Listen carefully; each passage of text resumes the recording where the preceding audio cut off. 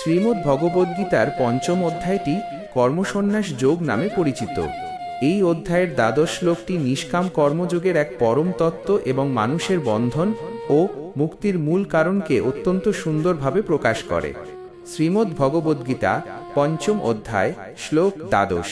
যুক্তঃ কর্মফলং ত্যক্তা শান্তিমাপ্নোতি নৈষ্ঠিকীম, অযুক্তঃ কামকারেণ ফলে সত্ত্ব নিবদ্ধতে।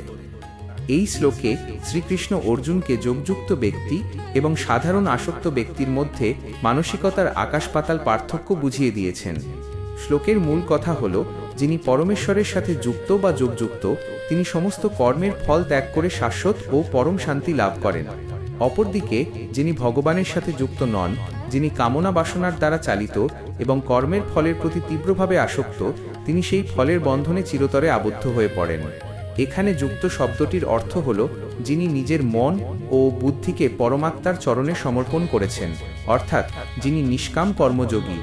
নৈষ্ঠিকী শান্তি বলতে বোঝায় এমন এক অবিচল চিরস্থায়ী শান্তি যা কোনো বাহ্যিক পরিস্থিতি বা সুখ দুঃখের দ্বারা বিঘ্নিত হয় না। অন্যদিকে অযুক্ত বলতে সেই ব্যক্তিকে বোঝানো হয়েছে যার মন বাহ্যিক জগতের বস্তু ও লালসার পেছনে ছুটে বেড়ায়।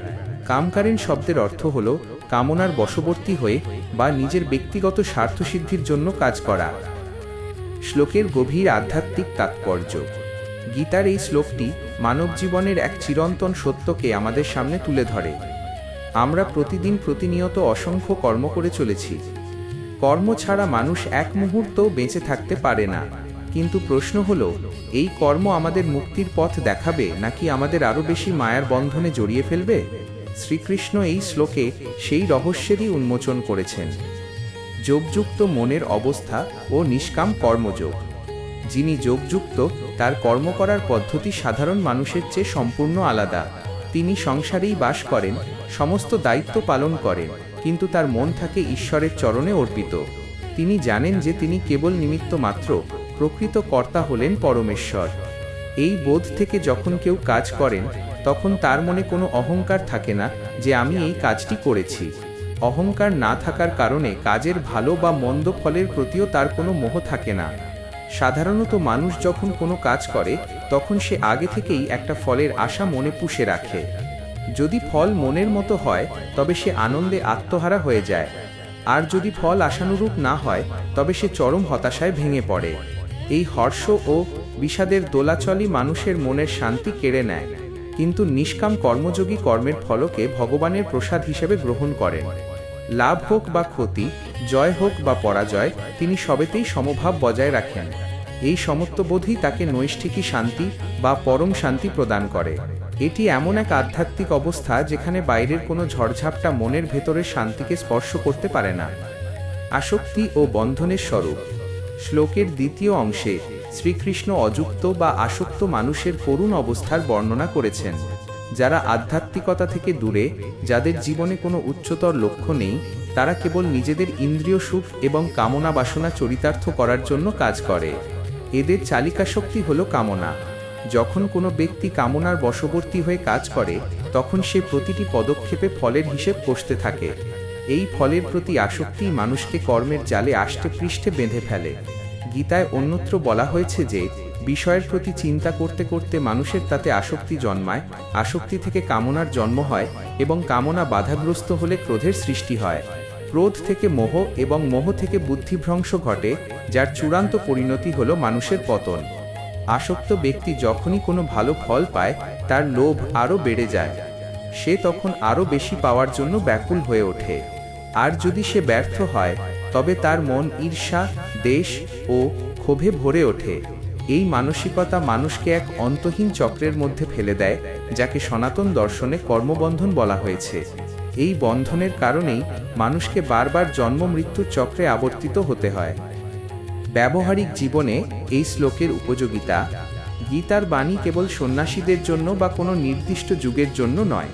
এটি আজকের আধুনিক যুগের প্রতিটি মানুষের জন্য সমানভাবে প্রাসঙ্গিক। আমরা যদি আমাদের চারপাশের জগতের দিকে তাকাই, তবে দেখতে পাবো যে মানসিক চাপ, অবসাদ ও অশান্তি আজকের মানুষের সবচেয়ে বড় সমস্যা। এর মূল কারণ কিন্তু অতিরিক্ত কাজ নয়, বরং কাজের ফলের প্রতি অতিরিক্ত আসক্তি ও প্রত্যাশা। প্রত্যাশামুক্ত জীবনের আনন্দ।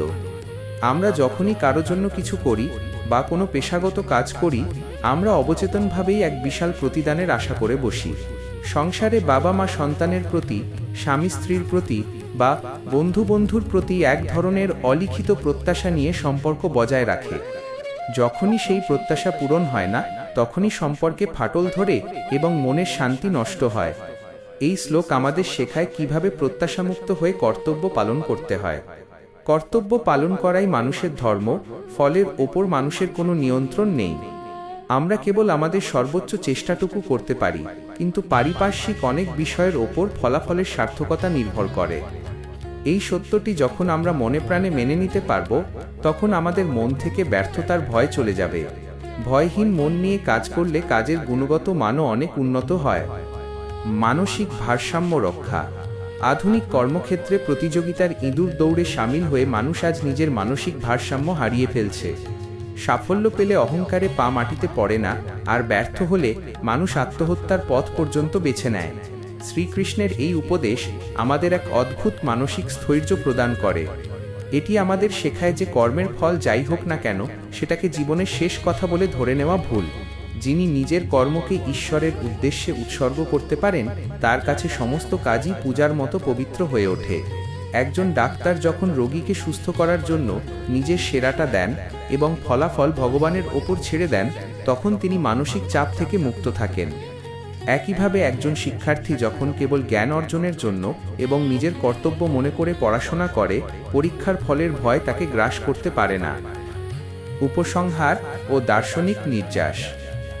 শ্রীমদ্ ভগবদ্গীতার এই দ্বাদশ শ্লোকটি মূলত মানুষের মনকে সংস্কার করার একটি অমোঘ মন্ত্র। কর্ম ত্যাগ করার কথা শ্রীকৃষ্ণ কোথাও বলেননি, তিনি বলেছেন কর্মের মানসিকতা পরিবর্তন করতে।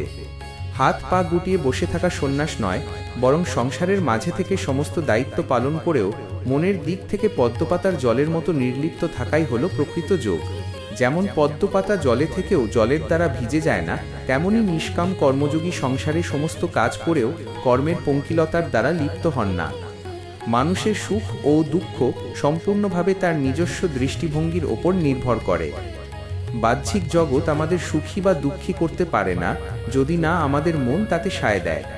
আমরা যদি ফলের দাস হয়ে কাজ করি, তবে আমরা চিরকাল পরিস্থিতির গোলাম হয়ে থাকব। আর যদি আমরা নিষ্কাম ভাব অবলম্বন করে কর্মকে পরমেশ্বরের চরণে নিবেদন করতে পারি, তবে আমরা এই সংসারেই মুক্তির স্বাদ পাব। তাই এই শ্লোকের পরম শিক্ষা হল, জীবনের প্রতিটি কর্মকে নিষ্কামভাবে সম্পাদন করে অন্তরের সেই পরম শান্তিতে অধিষ্ঠিত হওয়া, যা সমস্ত পার্থিব সুখের অতীত এবং যা লাভ করলে মানুষের আর অন্য কোনো কিছুর পাওয়ার আকাঙ্ক্ষা অবশিষ্ট থাকে না। এই নৈষ্ঠিকী শান্তি মানব জীবনের পরম লক্ষ্য, এবং গীতার এই অধ্যায় আমাদের সেই অমৃতের পথেরই সন্ধান দেয়। শ্রীমদ্ ভগবদ্গীতার পঞ্চম অধ্যায় অর্থাৎ কর্মসন্ন্যাস যোগের ত্রয়োদশ শ্লোকটি অত্যন্ত গুরুত্বপূর্ণ এবং মানব চেতনার এক গভীর আধ্যাত্মিক সত্যকে উন্মোচন করে। পূর্ববর্তী শ্লোকে শ্রীকৃষ্ণ নিষ্কাম কর্মযোগী এবং আসক্ত ব্যক্তির মনের অবস্থার পার্থক্য দেখিয়েছেন। এই শ্লোকে তিনি এমন এক উচ্চতর আধ্যাত্মিক অবস্থার বর্ণনা করেছেন, যেখানে পৌঁছে একজন আত্মজ্ঞানী মহাপুরুষ সমস্ত কর্মের কর্তা হওয়া সত্ত্বেও নিজেকে সম্পূর্ণ অকর্তা বলে অনুভব করেন। নিচে এই শ্লোকটি এবং এর গভীর মনস্তাত্ত্বিক, দার্শনিক ও আধ্যাত্মিক তাৎপর্য বিস্তারিতভাবে আলোচনা করা হল। শ্রীমদ্ ভগবদ্গীতা পঞ্চম অধ্যায় শ্লোক ত্রয়োদশ। সর্বকর্মাণি মনসা সংন্যস্যাস্তে সুখং বশী, নবোদ্বারে পুরে দেহি নৈব কুর্বণ্য কারয়ন। শ্লোকের সরলার্থ ও গূঢ় অর্থ। এই শ্লোকে শ্রীকৃষ্ণ অর্জুনকে আত্মসংযমী ও তত্ত্বজ্ঞানী পুরুষের লক্ষণ ও তার অন্তরের আনন্দের কথা বলেছেন। শ্লোকের মূল কথা হল, যিনি নিজের ইন্দ্রিয় ও মনকে সম্পূর্ণ বশীভূত করেছেন, এমন সংযমী পুরুষ সমস্ত কর্মকে মনের দ্বারা ত্যাগ করে এই নবোদ্বারযুক্ত দেহরূপ নগরীতে অত্যন্ত সুখে বাস করেন। তিনি নিজে কোনো কাজ করেন না এবং অন্য কাকেও দিয়ে কোনো কাজ করান না। এখানে বশী বলতে বোঝানো হয়েছে সেই সাধককে, যিনি নিজের মন, বুদ্ধি এবং ইন্দ্রিয় সমূহকে নিজের নিয়ন্ত্রণে এনেছেন। মনসা সংন্যস্য শব্দের অর্থ হল বাহ্যিকভাবে কর্ম ত্যাগ করা নয়, বরং মনের ভেতর থেকে কর্মের প্রতি যে আসক্তি এবং আমি করছি এই অহংকার, তা সম্পূর্ণভাবে পরিত্যাগ করা। দেহি বলতে এখানে অন্তঃস্থিত জীবাত্মাকে বোঝানো হয়েছে, যা এই অনিত্য দেহের মধ্যে অবস্থান করছে। নবোদ্বারে পুরে বলতে আমাদের এই মানব শরীরকে একটি 9টি দরজা বিশিষ্ট নগরের সাথে তুলনা করা হয়েছে। এই 9টি দ্বার হল 2টি চোখ, 2টি কান, 2টি নাসিকার ছিদ্র, একটি মুখ, মলদ্বার এবং মূত্রদ্বার। এই দেহরূপ দুর্গে বা নগরে বাস করেও যিনি পরমাত্মার সাথে যুক্ত, তিনি পরম সুখে অধিষ্ঠিত থাকেন। শ্লোকের গভীর আধ্যাত্মিক ও দার্শনিক তাৎপর্য। এই শ্লোকটি বেদান্ত দর্শনের এক পরম সত্যকে প্রকাশ করে। আমরা সাধারণ মানুষ নিজেদের এই দেহের সাথে অভিন্ন মনে করি। দেহ যখন কোনো কাজ করে আমরা ভাবি আমি করছি।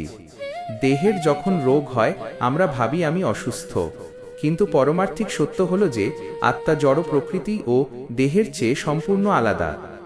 দেহরূপ নবোদ্বার বিশিষ্ট নগরী শ্রীকৃষ্ণ আমাদের এই শরীরকে একটি সুন্দর উপমার মাধ্যমে বুঝিয়েছেন।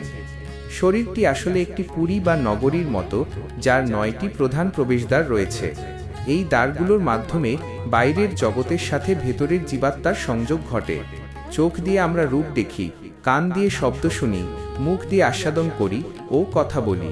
সাধারণ মানুষ এই দেহের ইন্দ্রিয়গুলোর দ্বারা চালিত হয়ে বাইরের জগতের রূপ, রস, গন্ধের মোহে অন্ধ হয়ে ছুটে বেড়ায়। তারা মনে করে এই দেহই সব। কিন্তু যিনি জ্ঞানী তিনি জানেন যে তিনি এই দেহ নন, তিনি এই দেহের বাসিন্দা মাত্র। যেমন একজন মানুষ নিজের বাড়িতে বাস করেন, কিন্তু তিনি নিজেই বাড়ি নন। বাড়িটি ভেঙে পড়লে বা পুরনো হলে মানুষের অস্তিত্ব শেষ হয়ে যায় না। ঠিক তেমনি দেহি বা আত্মা এই নবোদ্বার পুরীতে সাময়িকভাবে বাস করছে। যখন এই বোধটি অন্তরে দৃঢ় হয় তখন মানুষ দেহের সুখ দুঃখে বিচলিত হওয়া বন্ধ করে দেয়। মনসা সংন্যাস বা মানসিক সন্ন্যাস। সাধারণত মানুষ সন্ন্যাস বলতে বোঝে ঘরবাড়ি ছেড়ে গেরুয়া বস্ত্র পরিধান করে অরণ্যে বা পাহাড়ে চলে যাওয়া এবং সমস্ত বাহ্যিক কাজ বন্ধ করে দেওয়া। কিন্তু গীতার দর্শন এই ধারণাকে সম্পূর্ণ খণ্ডন করে। শ্রীকৃষ্ণ এখানে বাহ্যিক ত্যাগের চেয়ে মানসিক ত্যাগের ওপর জোর দিয়েছেন। মনসা সংন্যাস অর্থাৎ মনের দ্বারা সমস্ত কর্মফল ও কর্তৃত্বের ভাব ত্যাগ করা। একজন মানুষ বনে গিয়েও যদি সারাদিন সংসারের কথা চিন্তা করে তবে তিনি সন্ন্যাসী নন। আবার একজন মানুষ পরম সংসারের মাঝে থেকেও সমস্ত রাজকার্য পরিচালনা করেও যদি মনে মনে পরমেশ্বরের চরণে নিবেদিত থাকেন এবং নিজেকে অকর্তা মনে করেন তবে তিনি প্রকৃত সন্ন্যাসী। রাজা জনকের এক উজ্জ্বল উদাহরণ। তিনি রাজপ্রাসাদে থেকেও জীবনমুক্ত পুরুষ ছিলেন। জ্ঞানী ব্যক্তি জানেন যে প্রকৃতি গুণের দ্বারা সমস্ত কাজ করিয়ে নিচ্ছে, আত্মার নিজস্ব কোনো কামনা বা বাসনা নেই। তাই তিনি সমস্ত কর্মের দায় এবং ফল মনের দ্বারা পরমাত্মায় সমর্পণ করে শান্ত হন। নৈব কুর্বণ্য কারয়ন বা অকর্তা ভাব। এই শ্লোকের সবচেয়ে রহস্যময় এবং গভীর অংশ হলো এই ধারণাটি যে জ্ঞানী পুরুষ নিজে কিছু করেন না এবং অন্যকে দিয়েও করান না। আপাতদৃষ্টিতে মনে হতে পারে যে তবে কি জ্ঞানী মানুষ জড় পদার্থের মতো নিষ্ক্রিয় হয়ে যান? তিনি কি কোনো কাজ করেন না? প্রকৃতপক্ষে বাহ্যিক দিক থেকে দেখলে একজন মুক্ত পুরুষ বা জ্ঞানী ব্যক্তি সমাজের কল্যাণের জন্য সাধারণ মানুষের চেয়েও অনেক বেশি কাজ করতে পারেন। কিন্তু তার ভেতরের অনুভূতি সাধারণ মানুষের চেয়ে আলাদা। তিনি জানেন যে চোখ দেখছে, কান শুনছে, হাত কাজ করছে, বুদ্ধি বিচার করছে, এই সবই প্রকৃতির ত্রিগুণের খেলা। আত্মা বা আসল আমি কেবল একজন সাক্ষী মাত্র। যেমন আকাশে মেঘ ভেসে বেড়ায়, মেঘের কারণে কখনো অন্ধকার হয়, কখনো বৃষ্টি হয়, কিন্তু আকাশের নিজস্ব কোনো পরিবর্তন হয় না। আকাশ মেঘকে ধরে রাখে, কিন্তু মেঘের ভালো মন্দের দ্বারা লিপ্ত হয় না। ঠিক তেমনি জীবাত্মা এই দেহে থেকে সমস্ত কাজের সাক্ষী হয়ে থাকে, কিন্তু কাজের দ্বারা কখনো প্রভাবিত বা লিপ্ত হয় না।